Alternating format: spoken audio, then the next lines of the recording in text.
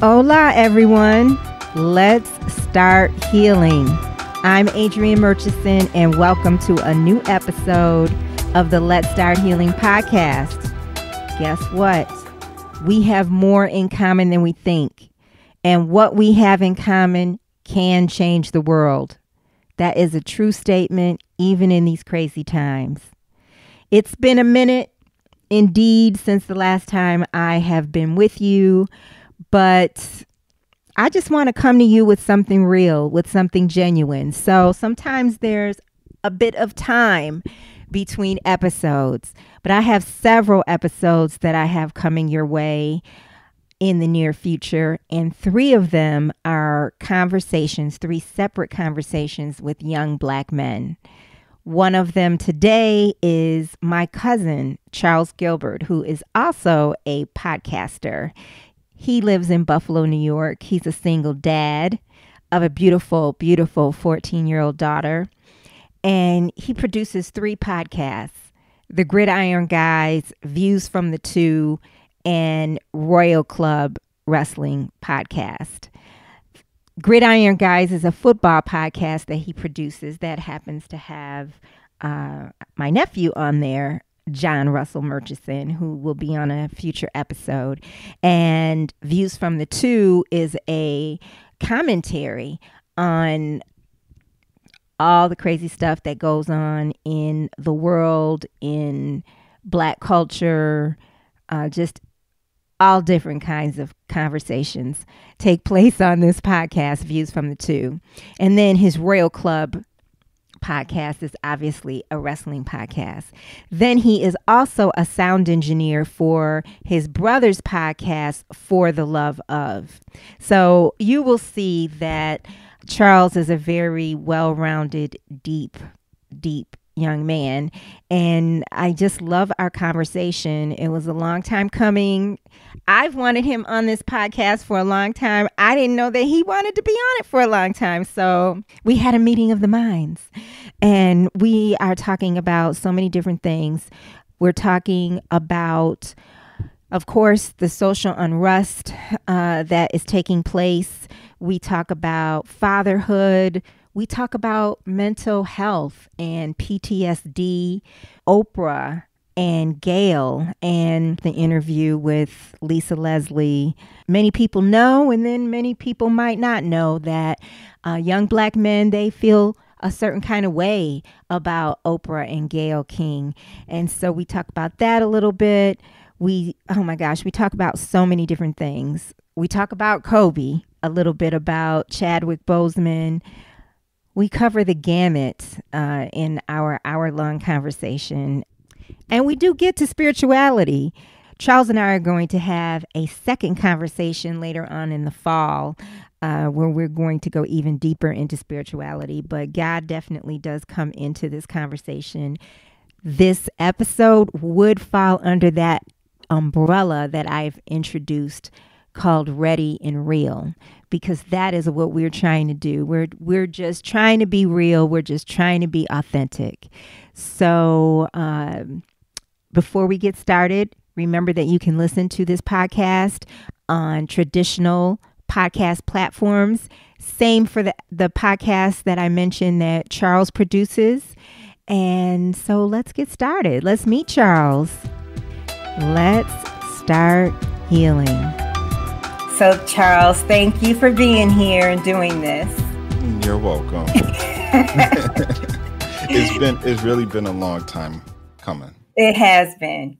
Yeah. How about this year in general? The losses. I know I have a sense of how you took Kobe, Chadwick, and the social unrest that we're in right now. What is this year? What is this year revealed to you before we even go to, individual? The year has revealed to me that I don't want to be that person to say that we're in the last days, because I don't believe that. But God is really letting us know, like, we need to get things in order. Mm-hmm. this year taught me and has taught me that just we can't take things for granted. You know, like I've realized that I have to grab things by the horn. I have to grab it by the bull of the horns. That's what I have to do because you never know when your time is up. You know, Right. I just had a meeting with my team yesterday, and I told them, because I've been hearing this a lot, I want to leave this world empty. Like you gave everything that you wanted to. I want everything that God has given me or anointed me with to go out to the world. So when I leave this world, I'm not leaving it with I should have done this. Why didn't I do that type of thing? Exactly. So it taught me that and just how to value everything, you know, value everything that's close to me. But at the same time, not to get upset about small things. Like, for example, me and Russ was trying to get the Mamba jersey that came out on the 24th. And we got I was up at 8:45. And I was, you know, me and Russ was sitting there. We was texting each other like, yo, like, you know, just trying to make sure we had everything straight. And then I was like, well, if I can't get it through the sneaker app, okay, let me check and see if the Lakers store itself will have it. And lo and behold, I went on the Lakers store. They had this big banner, and it was like they're releasing it at 8:24 a.m. Pacific Standard Time. So I was like, okay, cool. If I fail here, I'm gonna go here. And I failed with the sneaker app, and I failed at the Lakers store. And I was a little upset, you know, at first, because I was just like, okay, you know, y'all promoted this. And y'all said it was going to be at selected stores, but Was it just a limited amount that they were releasing, or you just wanted to get it on the first day? It was a limited amount. I knew because of his passing and because of the jersey itself, because he designed the jersey before he passed away. That's the jersey he designed. And I knew it was going to go. Like that whole week, they were like releasing Kobe stuff. Like they released couple pairs of his sneakers. I know they released another jersey, but it was kind of like the newer design jersey. Yeah. It had his number. It had 8 on there.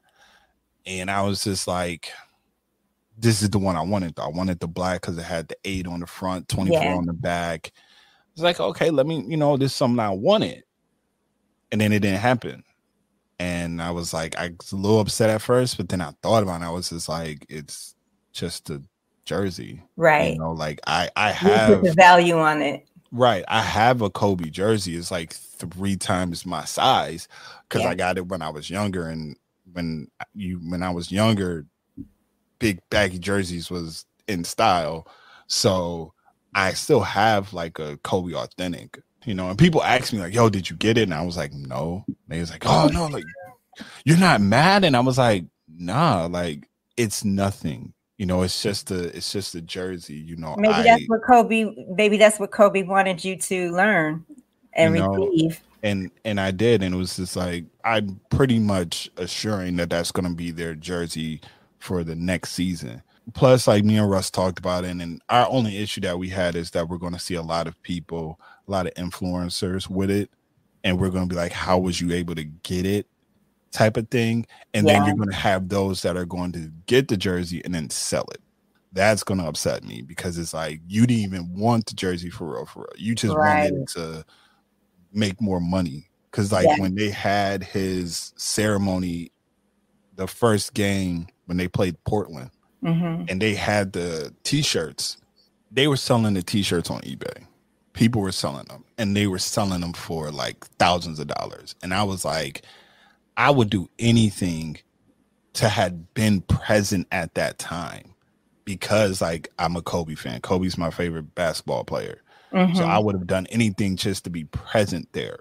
So I kind of get very upset when I see people do those things. Like when you resell something that has like a fan like me would do anything just had been present for that. So when I think about him, and you know, somebody who seems just larger than life in a way, like I just can't imagine them not being alive.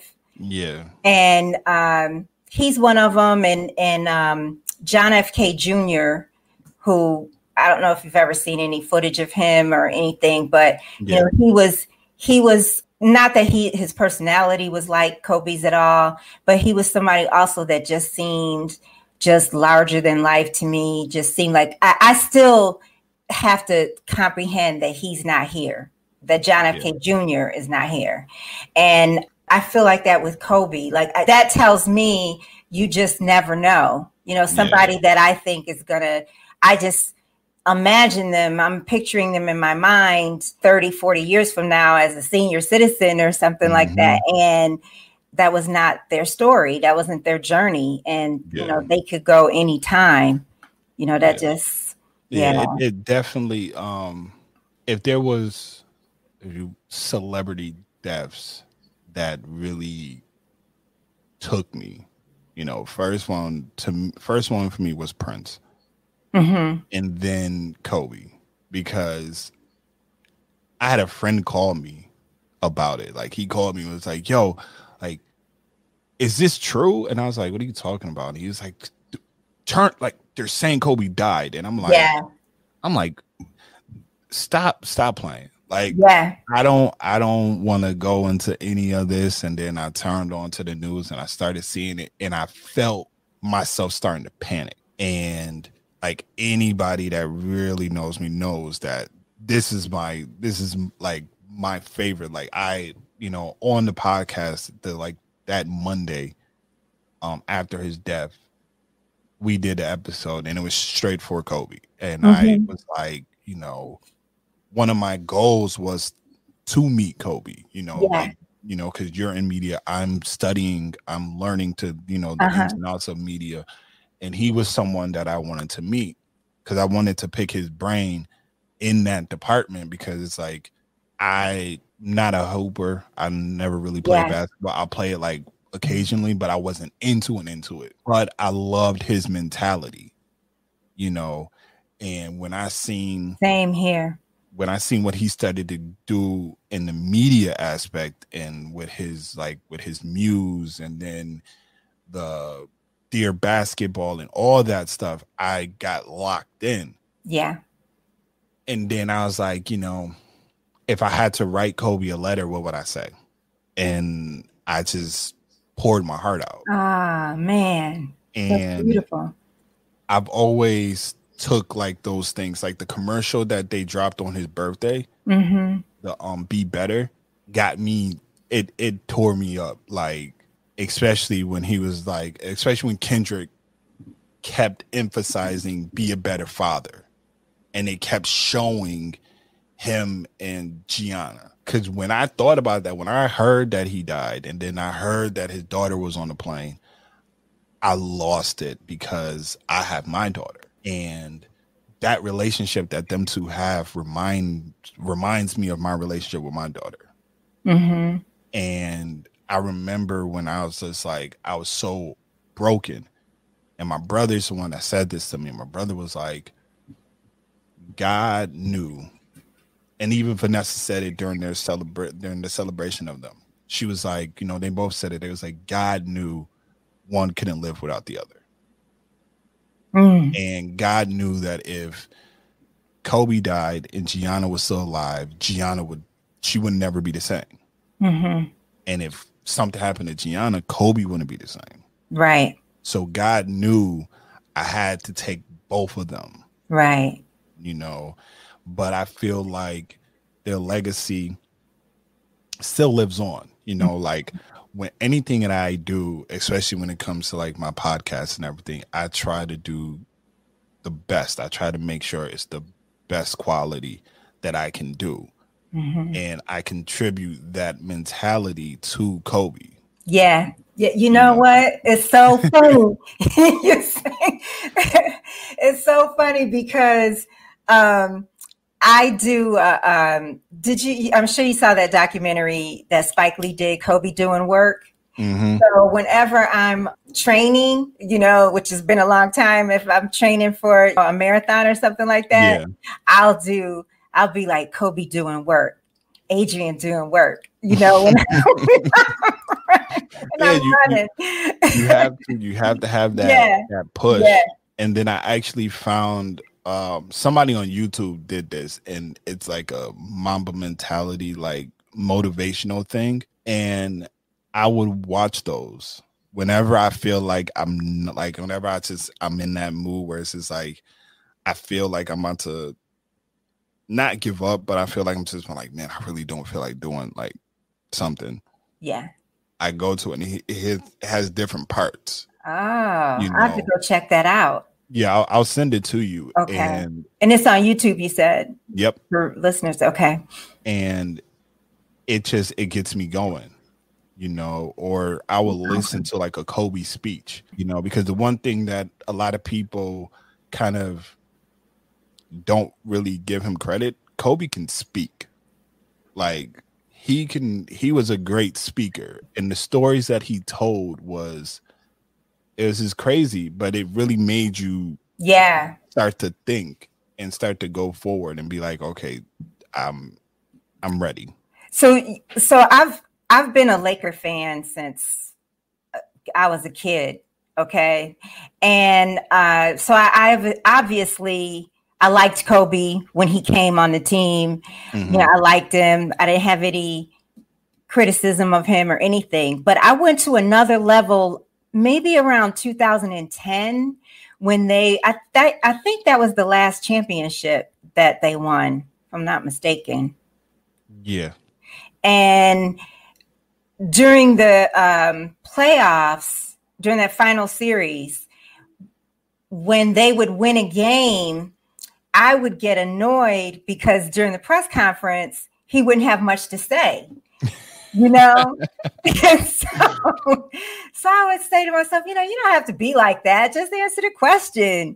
And so after they won, it was a whole different Kobe. And I understood. I got it. I remember that because I remember him saying, I think it was against the series against Orlando. And they asked him, because I think they were up 2-1. And they asked him, they was like, how does it feel? And he was like, job's not done. And they were like, what? Like, he's like, what is it to celebrate? The job's not done. Like, but that's the mentality. Yeah. That's the mentality that you have to have. Like, I remember, and this was a recent episode that I did, and my co-host Sean was like, I just don't want, if y'all win the chip, I don't want y'all to win it. I don't want the refs to I don't want the league to give it to y'all just because of Kobe. I was like, Kobe would roll over in his grave if somebody gave somebody especially the Lakers, if you just give them a title and they didn't earn it. Right. I was like, that's not the Mamba mentality. That's not Kobe's mentality. His mentality is you earn everything that you do. Exactly. That's why it was kind of interesting that now their slogan for the playoffs is leave a legacy. He said that's one of the things that Kobe told them. Absolutely. Is to leave the legacy. How shocked were you watching The Last Dance when Kobe, they showed that clip of him talking about Michael Jordan and their relationship? I wasn't really surprised because even when you watch them play the game together, like I remember the one, I think it was the All-Star game, and it's that shot of them two talking, and Jordan's like, I hit him in like the ribs or something like that. Right there, I knew that they're not a rival. Like I was like, that's not a rival. That's like big brother, little brother. You know, and you can just instantly see that. And when Kobe said it, Kobe, you know, kind of said like, you wouldn't get me if it wasn't for him. You know, my brother, he's a Jordan fanatic. I'm a Kobe fanatic. Yeah. So it's only right that it's like that with me and him. Right. So I with the Last Dance in that scene, it was very like, I was like, you know, it made me be like, I really wish that he just was still here for it, especially because after like the shows, they would have the post little interviews and all that on Sports Center. And I'm pretty sure that if he was still living, he would have been that would have been great. That would have been great. I mean, and then we did have Michael at his funeral, you know, explaining their relationship, which was really surprising to me. I'm remembering something from one of your episodes that I got some insight on. So it was Kobe was gone for a minute, and I think it was when everybody was mad at Gail. And which I had something I want to bring up about that after you comment. But I think that you guys, I don't know which one said it, but had said there was a lot pent up and it was just a release. You know, the attack against Gail, part of that was a release. Am I getting that right? Am I characterizing that right? That's one of the episodes that I'm not going to say I regret, but because I did leave you a comment on Facebook, and I was like, I was reading it yesterday. I said, you know, he never responded to that comment. I was very upset. Very upset. I said some things that I can't repeat because I felt like when Gail brought up the rape accusations, it wasn't even, I think, a week or two of him. He wasn't even buried. He wasn't buried. He wasn't. Yet. It was that recent. I'm trying to remember the timeline. Yeah. Okay. And you're you're doing this, and then for me, it was like I have a personal issue with Gail and Oprah because I feel like they are very quick to attack Black men. You know, like her attacking Kobe, and he hasn't even been laid to rest. Well, I want to say this for the record. I didn't appreciate the questioning either. I can't remember. There was at one point where I thought she went in and I thought it was a setup. Like that to me was that was a sign to me that was a setup that I didn't appreciate and I didn't think was right. But other than that, where do you see them? And I've had this conversation with Russ too. Where do you see them attacking Black men?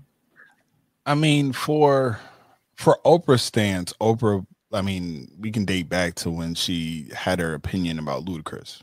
Right. Like, but I mean, what is that, 20 years ago? Yeah, but out of like all the rappers in the world that you want to like kind of criticize, you're going to criticize Ludacris, who is probably one of the most creative, like funny. I don't want to call him funny, but his mainstream success was like comedic, you know. So I didn't understand why she would do that. Like she kind of picks who she wants to attack. But like when you are aligned yourself with like the likes of like a Harvey Weinstein, and we all know his history, and you're not attacking him, you know, when the Central Park Five, who are now the Exonerated Five, when they were in their situation, Oprah was very like they need to go. They need to go. And I don't recall that. I believe Mhm. you. I do not recall that. But okay. I think it's just because of obviously because of those circumstances and things like that. And I believe that she was a victim of rape as well. Mm-hmm. So I can understand why she would feel that way. But when the evidence and everything is coming out and they're saying like, yo, like these 5 kids are not, they didn't do this. And for her to kind of just she was still adamant on it. And then when it happened, and then they did the When They See Us, and she got on board, it was like, for me, it felt like she just wanted to ride that wave and be like, hey, I'm campaigning for them. Like, I'm happy that this happened. But then it was like, yeah, you still in the past. But don't you want to allow for people to evolve? And also, I mean, even I was living in New York at the time. Mm-hmm. I thought they were guilty, for years. I mean, most people thought they were guilty for a long time. And then we came to learn with Ken Burns, and things were just coming out in the news. We came to learn that they weren't guilty. Things, the tide was turning. We became more informed. It was hard to believe that they weren't guilty because we didn't understand these confessions. Right. So. And I understand that, but I also, like, for me, I just would have liked for her to just just apologize for it. But with like I said, but then with the Gayle King, her attacking Kobe, I believe it was one of her co-hosts. One of Gayle's co-hosts on the morning show. Uh-huh. He was let go because of accusations. Oh, you're talking about Charlie Rose? Yeah. Who was an idol of mine. I idolized him for years. And they kind of was like, well, there's always 3 sides of the story, and we got a sister. And it was kind of like, you are not casting him, but you're going to cast Kobe. And we all knew that, like, we learned about the woman that accused him of this. Yeah. And this is a real thing among young Black men or of a certain age, have these feelings about Oprah and Gayle. It's not just you talking. So I just want whoever's listening to understand that. Right. It's just because, like, as Black men, we already have enough, Mm-hmm. And it kind of like when somebody with the stature and the power that Oprah has, for her to kind of just, I mean, we see how much she loves and adores Tyler Perry. Yeah. But she doesn't have that. She doesn't show that same amount of love and energy to anybody else that is trying to be. What about her dedication to Morehouse? Doesn't that count? The money she's put into Morehouse? It does. I just want to see more from her. Mm-hmm. Like, I know she has the school in Africa, but I believe that school is for girls. For girls. Uh-huh. I would just want to see more of her lifting up Black men. Right. Right. And not putting majority of the Black men down. Right. The one thing that I had wanted to mention about this was what bothered me about publicly about that situation with Gayle and all the criticism she got.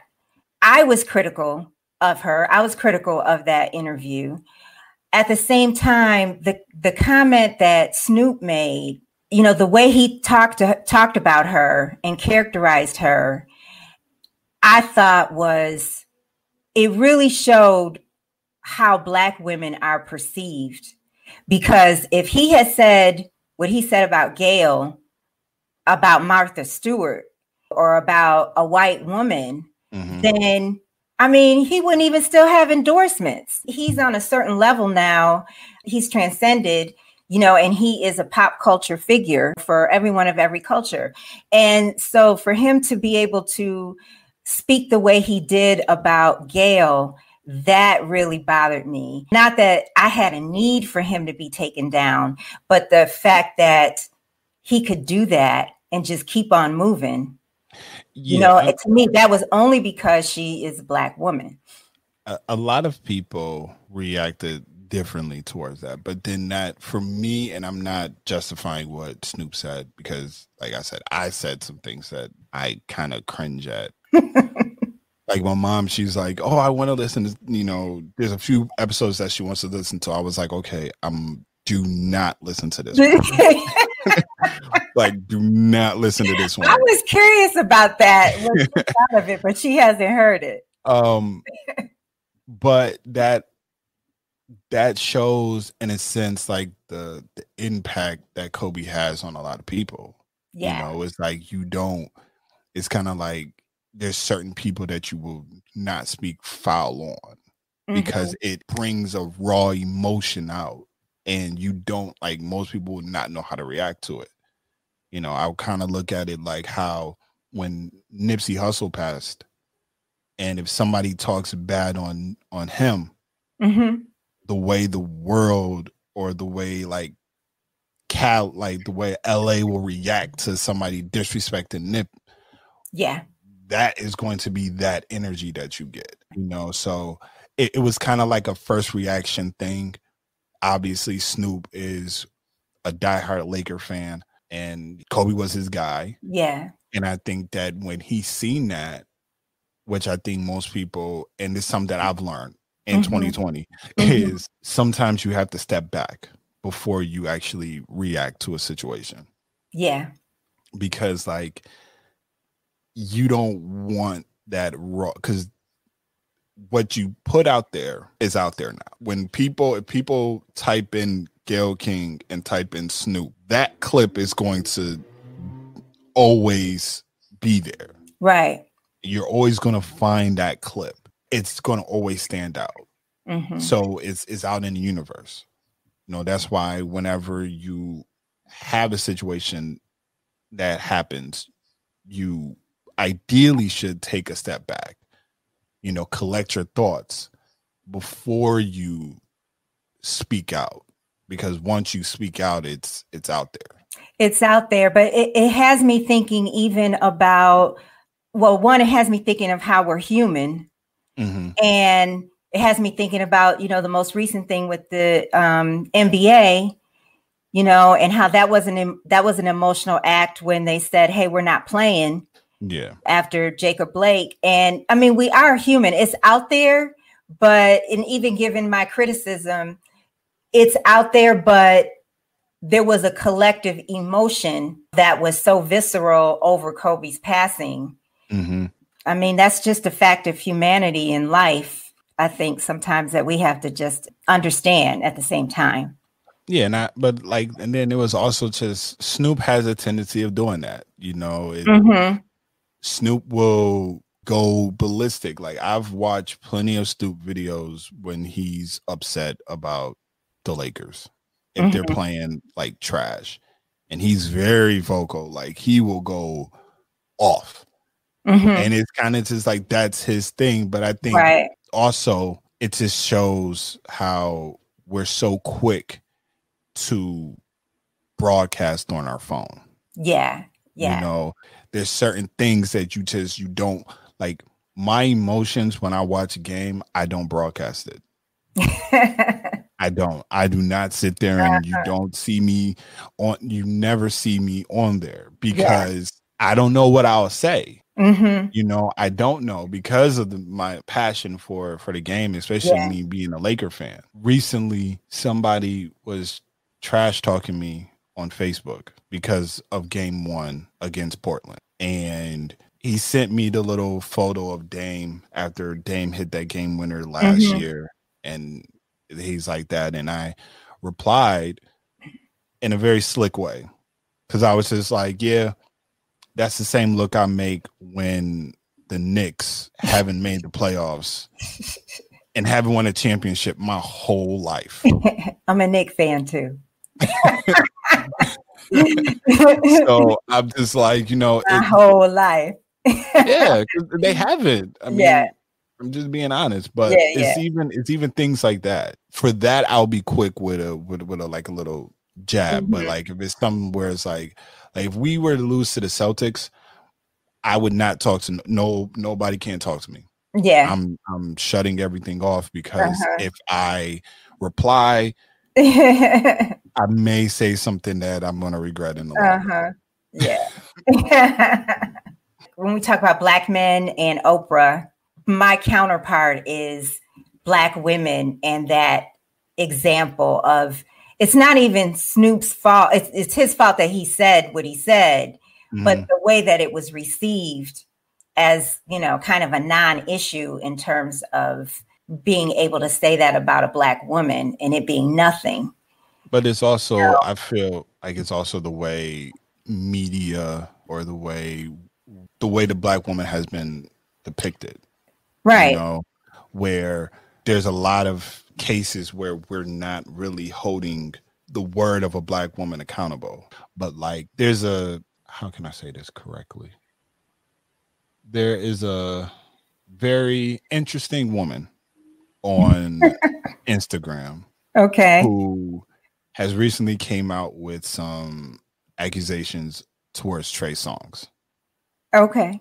And this gained a lot of buzz. Like a lot of people are like, oh my God, you know, look at Trey, like Trey Songz is this like monster because he like apparently held this girl captive and did all types of stuff. But Keke Palmer had said the same situation years ago. And people kind of just was like, oh, Keke's bugging. Keke's, you know, Keke's doing this for clout.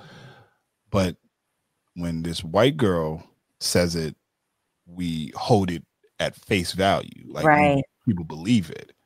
Right. And then it kind of just goes on to this situation where we don't honor, we don't hold the Black woman at the highest level. Yeah. You know, because I, for one, know that like the world would not be able to move correctly if it wasn't for a Black woman. Right. You know, like I know that. I know that in anything that's successful, behind it, there's a Black woman pulling the strings, doing whatever. Yeah. You know, we're starting to get a little bit of that where we're actually showing and valuing the Black woman. But I also think that it's the way it's been depicted. I mean, when you got somebody like for example, you got like a Cardi B who is very raunchy, but everybody glorifies, like everybody puts her at this mantle, but then people like butchered Beyonce for her being explicit as she is. And this is the one thing I would tell people when people started to say that to me. I was like, for the longest, Beyonce was very clean. When Beyonce started dating Jay-Z, she started to reveal kind of like herself. Then when she got married, that's when everything came out. Yeah. But if you look at any other videos and anything that she ever does, like the raunchy videos and things like that, he's with her. So she's kind of like setting the example of, this is, if you want to be this way, make sure you do it with one man. Don't do it with all random different, like, you never heard Beyonce like, oh, she's with this guy, that guy, like how a Cardi was, or how like a Nicki was, or even Lil Kim and Foxy back in the day. They kind of, she kind of set the tone to be like, do it the proper way. Well, okay. I'm just saying, like, everybody wants to butcher her for it, but then I'm like, she's not like all the raunchiness that she has now. She's married. Black women get to show their sexuality. They get to experience their sexuality. To me, when I say that, I mean, we have a right to express our sexuality in any way we please. Right. Without criticism. And there's somebody always has something to say, like, what was the movie that Halle Berry was in? Oh my God. Are you talking about Babs, or are you talking about no one that she won the award for? Yes, that Monster one. Ball. Monsters Ball. Mm-hmm. I have not talked to a Black man who is not critical of her in that movie and the sex scene. And I'm just like, she's an artist. She can. Women, there's always a critique, or there's always some way to characterize, Black women when they express themselves. When we express ourselves in a certain way, we ought to be able to express ourselves any way we want once we're in adulthood. The only issue I had with Halle Berry in that movie was the fact that that's the movie that she got a role for. She played in. That she got an award for. Yeah. Like she got the biggest award that she wants, or not once, but the biggest award that an actress can get, and she got it in a role in a movie in which she had this very raunchy scene with Billy Bob Thornton, and I was just like, she's played in other Academy Award winning performances, and I was just like, that was it. That was my only thing. I was just upset that she got it. Denzel in Training Day. I mean, I was upset with Denzel getting it on Training Day, because I was like, he has done all this, but you want to give it to him when he's a crooked cop, like when he's playing this role, which he did a great job at. Like, he did it, but I just feel like he could have got it at a different role. He should have got it for playing Malcolm X. Yes. But to your point, Tanya, my niece, your cousin, she sent me a video from Tracy Ellis Ross. She had it posted on her Instagram, I believe. Mm-hmm. And it was a woman doing a TED Talk, a Black woman.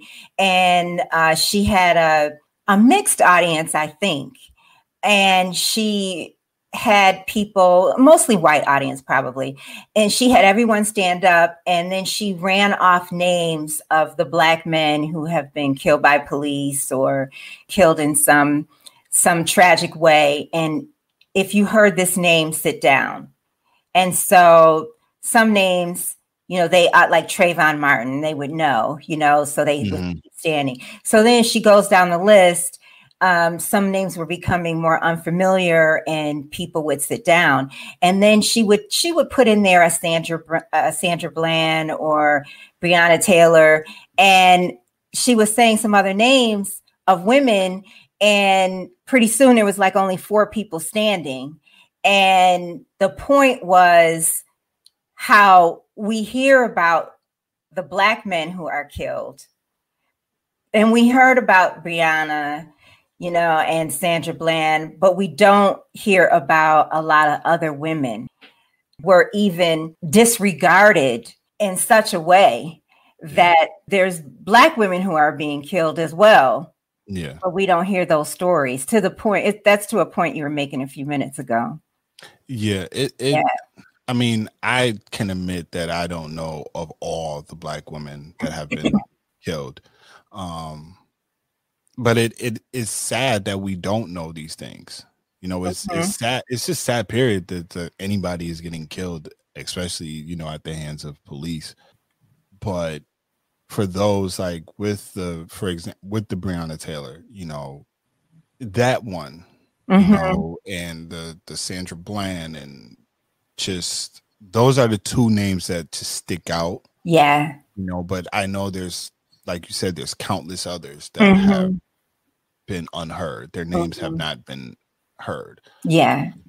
And it's just, I don't know. I don't know if it's just the way this world has been programmed to treat Black women, but it's for us Black men to lift y'all. It's our job to lift, just like it is for the Black woman to lift the Black man. During these times, we need it more than anything, because they want to see us continue to be divided. You know, they want us to continue to put each other down, and that's why I hate when I see or hear of women, black women, like masculating men, especially the black man. Like when I see it, it upsets me, because it's like, as black men, we have a lot to carry. You know, I remember my bishop saying that if you look at the skeleton of a black male, their shoulders are a little bit broader. It's because they, you know, when God did it, when God designed man, he designed man to have broad shoulders so he can carry more. And I feel like he also used this analogy, and I always use this: when black men go out in the world, we are in war. You know, we're in some type of war. And when we get home, we take our armor off. And when we take the armor off, we want to be able to take our armor off and be able to kind of lay our head on the lap of a black woman and be able to get that, you know, consult. But we don't get that, not in most cases, because it's a, you know, whatever the stereotype may be, where it's like the black woman is going to be, the minute the man walks in the door, there's going to be some argument, there's going to be whatever's going on, and it causes the man to no longer want to be comforted by her, which then leads the black, or just leads the man to go looking elsewhere. So then they will resort to drugs, alcohol, other women, things like that, abusing, you know, because we have no other way of getting our stress or getting whatever we need off our chest, because we can't come home to this. So now we have to go look elsewhere for it. Not all cases are like that, but that's the overall view of things. And I've always said that, like, with black men, we don't know how to address our trauma. You know, and I think that when that happens, like, for me, I didn't know that when my father left when I was 12, that was a form of PTSD for yourself. Yeah. I didn't know that. Like, growing up, I didn't know that I was at 12 by it. Yeah. You know, I didn't know this until I got into therapy. And so I was talking to my therapist, and she brought that up, and she said that is PTSD. And I was like, because when I think of PTSD, I think of the military. Sure. You know, I think strictly of the military. But she was like, no, like, you can have, because it's trauma. Sure. And she was like, and that's trauma for you. So I echo this all the time, because I'm very big on mental health, and I'm very big on, like, especially us black people getting it, because we've been through we've been through a great deal of trauma. Would you be willing to share, like, an example of what you're saying that you were unaware of, that you were carrying around, that you didn't realize that it was trauma?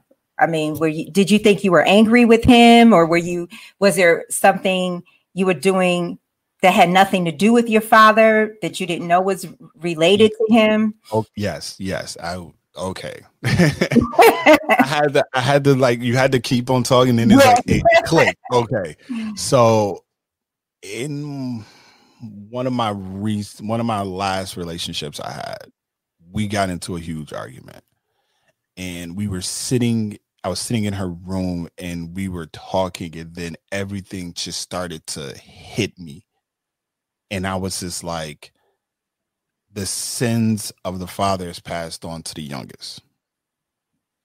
And that's the first thing that clicked in my head. And I was like, everything that my father did, I'm kind of doing the same thing. And I didn't realize that. Even with him being gone.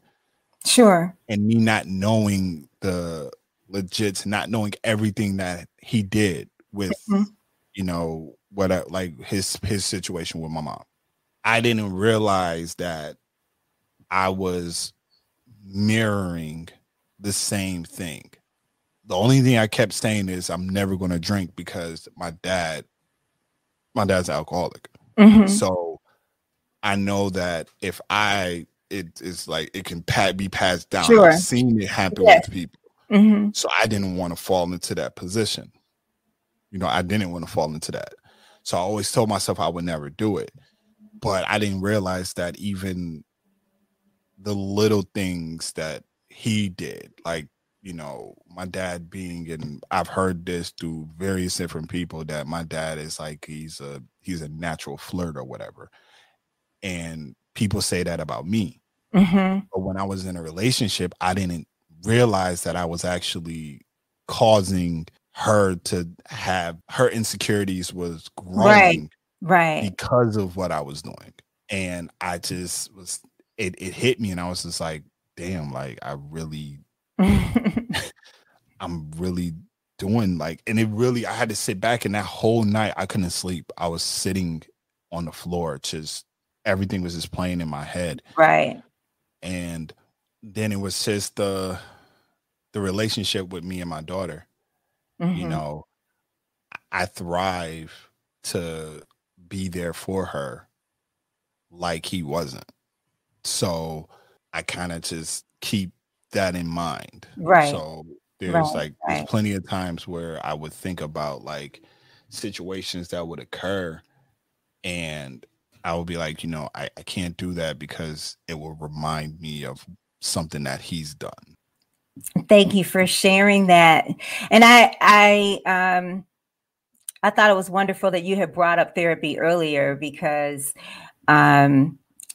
men don't usually bring up therapy so easily, and certainly Black men don't always bring it up that easily. I'm a big believer in therapy. I started going to therapy when I was 18, and I've been in and out for my whole life since I was 18. Well, I know for me, like my first therapy session, I did not like it. It turned me off. I never wanted to do it again. Because the therapist talked to me like I was a kid. Yeah. And the therapist isn't great. Yeah. I had to fire some. And I didn't, it took me a while, but it honestly was seeing my daughter go through therapy for me to turn around and be like, okay, if she can do this. Right. And she was 12 at the time. Like, if she could do this, why can't I? And I just had to find the right one. And one of my cousins referred me to hers. And, I've been there ever since. And it's been, like I said, it's real. That's awesome. It's really helped me, made me like kind of realize a lot. So I've always talked about on my podcast. I've always said that us as Black men, we don't talk about it as much. That's why I'm real open to talk about it, because I'm like, I'm an example. You can go through it, and you can actually realize a lot. A lot of things. Because like what my therapist told me, she was like, I'm just a wall, and you're just talking, and eventually something's going to bounce back off that wall and hit you. Right. And then you're going to everything's going to start to kind of line itself up. Right. And that's what she did. That's what happened. And one of the things that she told me, because of me being an overthinker, she was like, you should do what Buddhists do, which is like they do the little experiment with the sand where they create like art. They spend the whole day creating art. Yeah. Right. And then once they're done, they take it down. They wash it away. Yeah. And she was like, that's how you should view everything. You shouldn't. That's beautiful. You shouldn't do that. And that's kind of how I'm trying to relay that to my everyday life. That you don't carry it around. Is that the point? Like, so you can have the awareness and then let it go. Yep. Yeah. And then with me being overthinker, she told me, she was like, even doing that, and then also getting a dry erase board and putting all your future, like any future thought that you have, write it on that board. Because once you write it on that board, it's out of your brain and you never have to worry about it. Yeah. And then once you accomplish it or once it's passed, just erase it off that board and then go forward and continue to move forward. Mm-hmm. So that's what I've done. Like with me starting back in school, I have a list on my board of goals and things that I want to accomplish. And then as those accomplishments hit, I'm just going to erase them off the board. Mm-hmm. So that you're not holding on to, not only are you not holding on to the bad, but you're not holding on to the good in a way that holds you back from moving forward and growing even more. Yeah. Yeah. Wow. Well, before I let you go, I appreciate you being on this so long. But then on the other hand, I know you have some long podcasts. So I'm like, I do. It's okay. I do. I try. Listen, I'm trying. We're trying to cut back on it. We really are. I wanted to know how you received, how affected were you by Chadwick Boseman? That was the tough one too. It really was. And as I said, we kind of, on the last episode, we did our tribute, we paid our tribute to him. And when I found out about it, I actually didn't think it was real. Because I had a real bad headache that night, and I took some medicine and I passed out. Like, I'm normally up around for about like 10:30, 11 o'clock. I was gone by 9:45. So I woke up, and I guess the medicine was still in me because I was still like loopy. And I looked at my phone and I'm seeing like the alerts, and it's just like, Black Panther star dies at the age of 43. Yeah. I'm like, what? And then me, Russ, and Sean are in a group chat together, and I see their little animojis, and they got the sad face with the tear coming down. And I'm like, nah, I kind of flip my phone back over and go right back to sleep. I'm like, I'm dreaming. I'm dreaming. This ain't real. It was 7:30. The next morning. Yeah, my mom comes in the room and she's like, Black Panther, Chadwick, he died. And I was like, huh? And I was like, wait, that's real? And then I went on Instagram. And one of the first things I seen is this YouTuber that I follow. His name is Tyrone Magnus. And he's like he does reactions, and he's like an inspiring actor and things like that. And he's a big Marvel fan. And I seen his video, and he's like, you gotta be kidding me. And you hear his voice, but then you see him walking to his computer, and he's like, no, I told people, and then I read it. And then I watched it, and he was like, he read the Vanity article. And then I started scrolling through, and it was just post after post after post. And it was just, it hit me. And I was just like, not him. Right. But then I feel like I have a real special relationship with God. And he kind of like gives me certain messages. And I was sitting there, I was just like, yo, this can't be, like, nah. But then I was like, wait a minute. Why was yesterday significant? Why was the 28th significant? And then it was like, well, Jackie Robinson got called up on that day. And that's when I did that. I did a post and I said it. I was like, God knows. Yeah. I've only questioned God twice. And that was when my mom's best friend passed away. Yeah. And when Kobe died. Yeah. And I was like, but this one, no, I'm not. He did what he needed to do, because I was like, Chadwick played Jackie Robinson. It would be only fitting that when Jackie got called up to the majors, that God is like, you've done it all. Yeah. You did what I sent you out to do. Come home. Yeah. And that's how I looked at it. A lot of people are kind of just taken back, and they are still it's still surreal, like they can't believe it.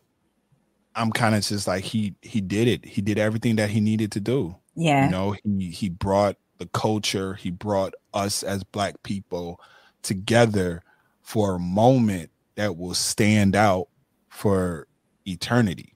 Right. You know, like when you think of that movie, when you think of the Black Panther movie, you're not just thinking of a Marvel movie. Mm-hmm. Yeah, because I remember when like the movie came out and I'm seeing people dressed like they were on the set of Coming to America. Like they was draped out in African attire and everything. And it was just one of those things that it really made us be happy, like be proud to be Black, because we've never seen a movie with a cast where they all had a powerful role. It wasn't the stereotypical Black characters. There was not one stereotypical Black character in there. Right. And I think that it was only fitting. And I feel like that's what he did. That's why when he said that he turned down a lot of the roles that he was given, it was because he wanted to play the right roles. He wanted to set the example for us. You know, look at all the roles that he's played in major films. Yeah. Jackie Robinson, James Brown, Thurgood Marshall, and King T'Challa. Right. You know. Yeah. I think maybe it was for one of his movies, it might have been James Brown or Jackie Robinson, but I saw him on an interview and I want to say it was Stephen Colbert. And the question or comment was kind of like, oh, you know, he was an overnight success. That's the way it seems. But obviously he had been working for so many years. And then suddenly, you know, he broke out into the mainstream. And I feel like that gave him so much perspective that people think, oh, you just are an overnight success and they don't understand. I'm saying like the greater public may not understand, you know, the work that was behind that. And I wonder if that fed into what you were just saying. I think it did. You know, and one of the things that I've said, and once again, it inspires me, because the films that he filmed, like the Black Panther and the Avengers movies, he all filmed those while he was diagnosed with stage 3 cancer. And I'm like, if this man can sit here with stage 3 colon cancer and perform, do these moves, do all the stuff he did, that's why I say that's why I say I want to leave this world empty, because that's what he did. He performed and left it all out there. And even though a lot of people can say, like, you know, we seen the last footage of him, like the last footage when he, you know, was doing the video for Jackie Robinson, and he just looked thin, like he was Braille. Yes, that was the chemo, and that was him going through it. But I'm also like, that was God saying, you've drank, like you've done it all. You know, your body can't hold up anymore. God knew it was time. You know, so I just look at it like that. I'm just like, if this man can go through it, and he didn't bat an eye, he didn't complain, he didn't say nothing, he kept it all to himself and just kept doing it. I'm like, how can I not do the same? How can I not turn around and say, I can't do this or I can't do that? Right. I know I said that was going to be the last question. Okay, last question. On a serious side also, can you speak to what it is emotionally or mentally during this time for you as a young Black man with everything that's going on with Black men and the police and the unrest that we have? It seems like it's one instance after another instance. what has been going through your mind, just in your skin, in your spirit, during this time, going through the world as Charles? I just want to be able to get home to my family, to my daughter. I've never really had an encounter as an adult with the police, but if I did, my whole mentality is just let me get home. It's scary times. I actually had to have a conversation with my daughter because we were going to get food one day, and when we pulled up, there was tons of police out there. There was an incident that happened out near, like, right in the parking lot, and she was like, I don't like the police. And I was like, why? And she was like, well, because everything that's going on, and just all How this. old is she? She's 14 now. Mm-hmm. And as we were walking to get the food, I happened to see one of the officers, and he's a friend of mine. And he walked over. He's a white man. He walked over. Hey, guy, how's it going? We caught up because we went to school together. And I made it an effort for my daughter to shake his hand, to talk to him, because I wanted her to know that not all cops are bad. There's a photo, there's like a little diagram that's been circulating, and it has this like broken in like 3 squares, like 2 on the top, 1 at the bottom, and then there's a circle in the middle. And it says, like, you are for Black Lives Matter. You are for, like, there are good cops in the world. And then the bottom one is like, but you're tired of, like, the injustice that's going on. And then in the circle, it says me. And basically it's saying that I agree with you can agree to all these things. Like, we have, my uncle Musa, who I consider to be like a father to me. He was a police officer. I know he's not one of those cops. I know that. Right. I have friends that are cops. I know that they're not bad. I have white friends that are cops. I know they're not bad. But it's trying times. Anytime that I happen to even see a cop pull somebody over, and if it's somebody of color, I kind of sit there and I just kind of watch just to see what's going on, because I don't want it to be where something happens to that person. Right.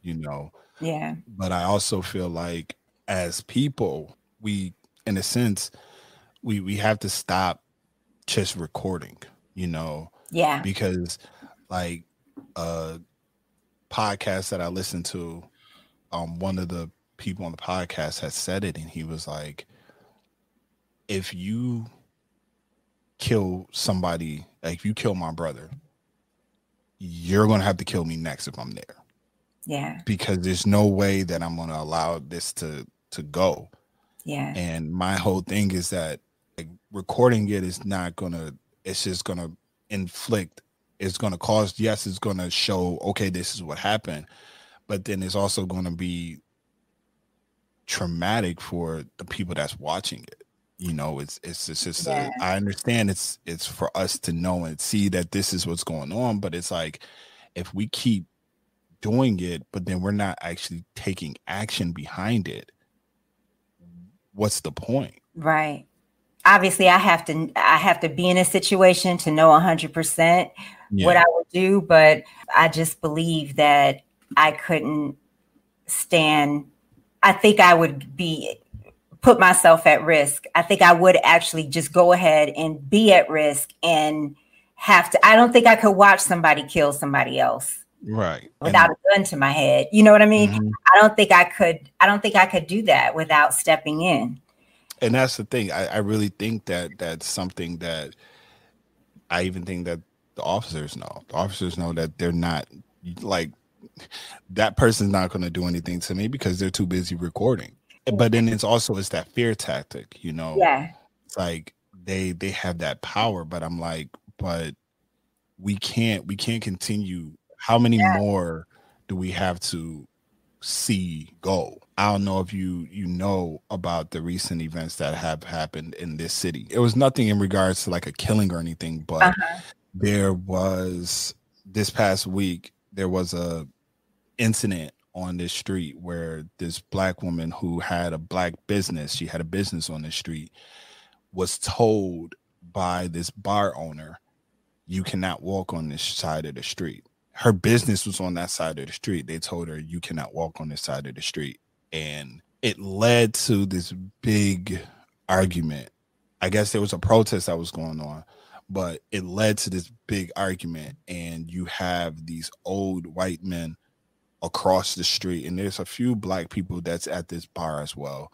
And they're like just throwing racial slurs out and all this stuff. And basically was like, go back to the east side and all types of nonsense. And while this was all going on, the cops are like pretty much protecting. Are you saying there was a protest that was taking place when he said it? Mm-hmm. Okay. And so was the protest taking place in front of his business or something? They were just I guess they were just walking around, like they were walking through the street, like they were doing their protest. They were doing their march. And it was because there was a previous march that week, the weekend before, where a white man had a knife and was trying to stop people from marching up the street, and basically was telling them like, this is our neighborhood, don't be on our neighborhood, all types of stuff. And like the cop was kind of protecting the guy instead of like making sure that the pedestrians, the protesters are safe. You're making sure that the guy with the weapon, with the knife, is protected, which led to other protests to happen, which then led into this big altercation or argument between the two, which then led to yesterday another protest going down.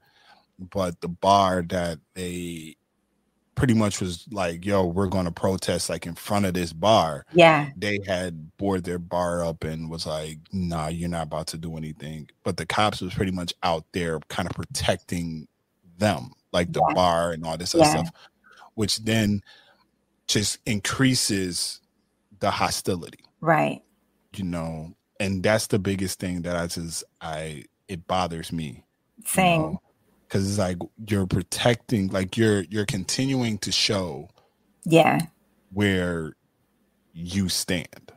Yeah. Which then continues to increase the tension between minorities and cops. Right. You know, because one thing that I always tell people is like the history between police and Blacks dates to slavery. But a lot of people don't realize that because it's something that they don't teach. You know, they don't teach that cops, the police, was originally slave catchers. So even though we may, and this is something that I said, I was like, I never understood why when I was younger, if I seen a police officer, I would get nervous. But I think that's just because of the DNA and the ancestors and the things that we had, like our ancestors in slave times had to deal with. So it's like kind of continues. We have to be able to break that system. Right. And I don't think it changes until we get actually down to the police departments and the officers. Yep. No, and because the culture has to change. And how can the culture change if we're not engaging with each other? You know, if the officers are not engaging with, you know, people in the community who are of color regularly, then how's the culture going to change? Right. It can't just change from on high. It has to change within the ranks among the officers. It has to change. And so that means the chiefs have to believe in that and not just say what they think they should say. Yeah. So, Mr. Charles, thank you so much. It was my pleasure. Thank you for joining us. Remember, you can listen to all Let's Start Healing episodes and all of Charles's podcasts on traditional podcast platforms. Let's start healing.